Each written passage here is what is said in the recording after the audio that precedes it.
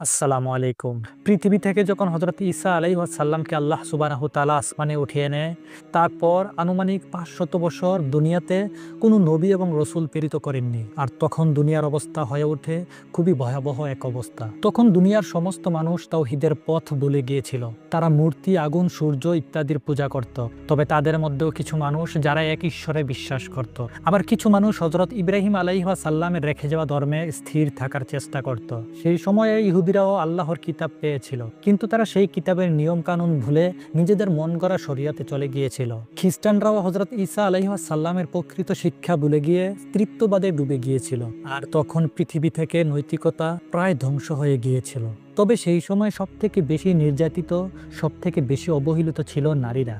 কোনো কন্যা সন্তান জন্ম নিলেই তাকে জীবন্ত কবর দেওয়া হতো। সেই সময়ে মানুষেরা ডাকাতি, মদপান, হত্যা, জুয়া এবং জিনাহের মতো ঘৃণিত কাজ, তাদের কাছে এটি একটি স্বাভাবিক ব্যাপার ছিল। কিন্তু সেই সময়েও কাবা ছিল হযরত ইব্রাহিম আলাইহিস সালাম এবং হযরত ইসমাইল আলাইহিস সালাম কর্তৃক নির্মিত আল্লাহর ঘর, যেই ঘরকে আরবরা অনেক বেশি সম্মান করত। তারা সেই জায়গায় ইবাদত করত, কিন্তু তাদের ইবাদত আল্লাহর জন্য ছিল না। তাদের ইবাদত ছিল কাবার ভিতরে থাকা ৩৬০টিরও বেশি মূর্তির জন্য। তারা সেই জায়গায় তাওয়াফ করত, তারা সেই জায়গায় হজ করত, কিন্তু শিরক মিশিয়ে। কেউ আবার কুরবানি দিত তাদের মূর্তির নামে। সেই সময়ে কাবা একটি বাণিজ্যিক শহর হওয়া সত্ত্বেও সেই জায়গায় সবথেকে বেশি নির্যাতিত ছিল গরিবেরা। হযরত ঈসা আলাইহিস সালামকে আসমানে উঠিয়ে নেওয়ার পর দুনিয়ায় নেমে আসে এক অন্ধকার। আর তখন দুনিয়ার আসমান জমিন সমস্ত কুল মাখলুকাত অপেক্ষায় থাকে একটি হেদায়েতের। তখন আল্লাহ সুবহানাহু তাআলা দুনিয়াবাসীর জন্য একটি উপহার দেয়। তখন ছিল ৫৭০ খ্রিস্টাব্দ, রবিউলের ১২ তারিখ। সময়টা ভোরের খুবই কাছাকাছি।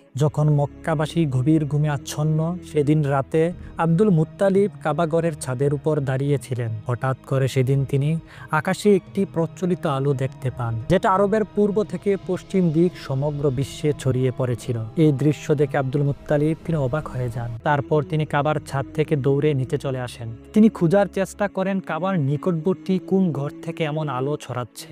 শুধু তাই নয়, তিনি তখন মৃদু কম্পন অনুভব করলেন। তিনি যখন কাবার ছাদ থেকে কাবার ভিতরে প্রবেশ করেন, তখন তিনি সেই কম্পনে দেখতে পান কাবার ভিতরে থাকা ৩৬০টিরও বেশি মূর্তি মাটির দিকে লুটিয়ে পড়ছে। তারপর তিনি কাবাঘর থেকে বের হয়ে দেখেন আবে ঝমঝমের পানি তীব্র বেগে উপরের দিকে উঠে আসছে। আর তখনই হঠাৎ আব্দুল মুত্তালিবের চোখ পড়ে তিনার নিজের ঘরের দিকে। তিনি দেখতে পান তিনার নিজের ঘর থেকে এক অদ্ভুত ধরনের আলো বের হচ্ছে। আর তখন তিনি বুঝতে পারেন এতক্ষণ ধরে যে আলোর বিচরণ হচ্ছিল, এই সমস্ত কিছুর উৎস হচ্ছে তার নিজেরই ঘর। তখন তিনি অবাক হয়ে দৌড়ে যায় তিনার নিজের ঘরের দিকে। তিনি সেখানে গিয়ে দেখতে পান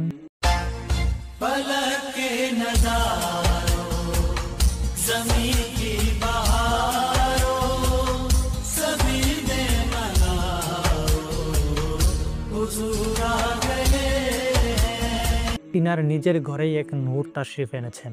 সুবহানাল্লাহ। আল্লাহর রসুলের আগমনের পর দাই যখন আসে তিনাকে গোসল করাতে, তিনি দেখেন আগের থেকেই গোসল করানো ছিল। তিনি যখন আসে সুরমা লাগাতে, তিনি দেখেন আগের থেকেই সুরমা লাগানো ছিল। তিনি যখন আসে সুগন্ধি লাগাতে, তিনি দেখেন হযরত মা আমেনা রাদিয়াল্লাহু তাআলা আনহার ঘর আগের থেকেই সুগন্ধিত ছিল। সেদিন আল্লাহর রসুলের আগমনে মক্কার সমস্ত অন্ধকার কেটে যায় সেই নূরের আলোয়। শুধু তাই নয়, সেদিন ঘটে যায় আরো কিছু আশ্চর্যজনক ঘটনা। সেদিন আল্লাহর রসুলের আগমনে ইরানের মহা শক্তিশালী বাদশাহ খসরুর রাজপ্রাসাদ কেঁপে ওঠে। সেই রাজপ্রাসাদের ছাদে থাকা ২৪টি মিনারের মধ্যে ১৪টি মিনার ধসে পড়ে। সেদিন বিশ্বের সমস্ত রাজা বাদশাদের সিংহাসন উল্টে পড়েছিল। তাদের জবান বন্ধ হয়ে গিয়েছিল কিছুদিনের জন্য। সেদিন সমস্ত গণকদের জ্ঞান বিলুপ্ত হয়ে যায়। সেদিন সমস্ত জাদুঘরদের জাদু অকার্যকর হয়ে পড়ে। আল্লাহর রসুলের আগমনে এই দুনিয়ার জমিনকে আল্লাহ সুবহানাহু তাআলা পাক পবিত্র করে দেয়। আল্লাহর রসুলের কদম মুবারক লাগার বদৌলতে এই জমিনকে আল্লাহ সুবহানাহু তাআলা জায়নামাজ বানিয়ে দেয়, যা কিনা আগে কোনো নবী এবং রসুলের যুগে ছিল না। সেই সময়ে ইরানে ছিল একটি ঝিল, যে ঝিলের নাম ছিল সাওয়া ঝিল। যে ঝিলটি কখনো শুকায়নি, বরং পূর্ণ জলে পরিপূর্ণ থাকতো। কিন্তু হঠাৎ করে দেখা গেল আল্লাহর রসুলের আগমনের দিন সেই ঝিলটি শুকিয়ে যায়। আর এটি ইঙ্গিত দেয় যে মিথ্যা ধর্ম এবং কুসংস্কারের যুগ শেষ হতে চলেছে।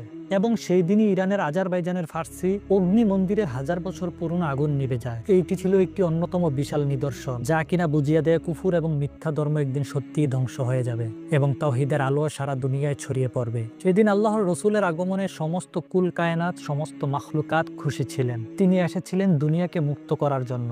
অন্যায় থেকে ন্যায়, অন্ধকার থেকে আলোতে, শিরক থেকে তাওহীদের আলোয় নিয়ে আসার জন্য। নবীজির আগমনের কিছুদিন পর তিনার দাদা আব্দুল মুত্তালিব মক্কার গরিব এবং অসহায়দের মাঝে আল্লাহর রসুলের নামে আকিকার অনুষ্ঠান সম্পূর্ণ করেন। এবার আল্লাহর রসুলের নাম রাখার পালা।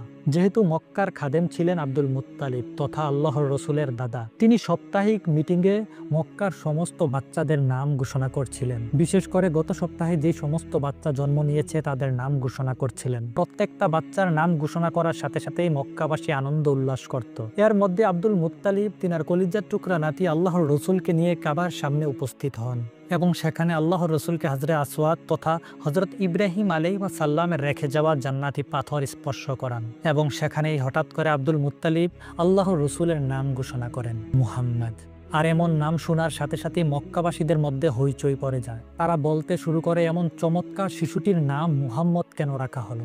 কারণ মক্কার অধিকাংশ বাচ্চাদের নামই রাখা হতো তাদের দেবদেবীদের নাম অনুসারে। কিন্তু তারা যখন এই মুহাম্মদ নামটি শুনলো তখন তারা অবাক হয়ে যায়, এটি কেমন নাম? তারা বলতে শুরু করলো, কেন আমাদের দেবদেবীদের নাম অনুসারে নাম রাখা হয়নি? তখন মানুষদের মধ্যে এমন বিশৃঙ্খলা দেখে আল্লাহ রসুলের চাচা আবু তালিব তিনি সামনে আসেন এবং বলেন, এই নামের অর্থ হচ্ছে প্রশংসনীয়। আর তখন মক্কার লোকেরা নামের এমন সুন্দর ব্যাখ্যা দেখে তারা আবার উল্লাস করতে শুরু করলো। পৃথিবীতে ইতিমধ্যে অনেক নবী এবং রসুল এসেছেন, কিন্তু আমাদের হযরত মুহাম্মদ সাল্লাল্লাহু আলাইহি ওয়াসাল্লামের আগমনের দিনটি ছিল ইবলিসের জন্য ভয়ঙ্কর এবং দুঃখের একটি দিন। কেননা সে জানতো এই নবীর আগমনে পৃথিবী আলোকিত হয়ে যাবে। সে জানতো এই পৃথিবীতে তাওহীদের আলো ছড়িয়ে পড়বে। সে জানতো এই নবীর আগমনে ইসলামের ছায়ায় অসংখ্য মানুষ শান্তি খুঁজে পাবে। সে জানতো তার দীর্ঘদিনের শয়তানির রাজত্ব ধ্বংস হয়ে যাবে। তাই সেই দিন যখন সমস্ত কুল মাখলুকাত খুশি ছিলেন, সমস্ত কুল কায়নাত আল্লাহর রসুলের আগমনের দিন জুলুস করতেছিলেন, তখন শয়তান হাহাকার করে কান্না করতেছিলেন। সেই দিন শুধু ইবলিসই বেজার ছিলেন না, সেদিন বেজার ছিলেন মক্কার কাফের মুশরিকেরা, সেদিন বেজার ছিলেন মক্কার আবু জাহেল। শুধু তাই নয়, আজ 1450 বছর পর এসেও কিছু মানুষ এখনো এই 12ই রবিউল আউয়াল মাস আসলে বেজার হয়ে যায়। আল্লাহ সুবহানাহু তাআলা আমাদের প্রত্যেকে সঠিক নেক বুঝ দান করুক, আমিন। যারা এই ভিডিওটি শেষ পর্যন্ত দেখেছেন তারা অবশ্যই এমন ইসলামিক ভিডিও পছন্দ করেন, আর এমনই আরও শিক্ষণীয় ইসলামিক ভিডিও পাওয়ার জন্য লাইক, শেয়ার এবং সাবস্ক্রাইব করে পাশে থাকবেন।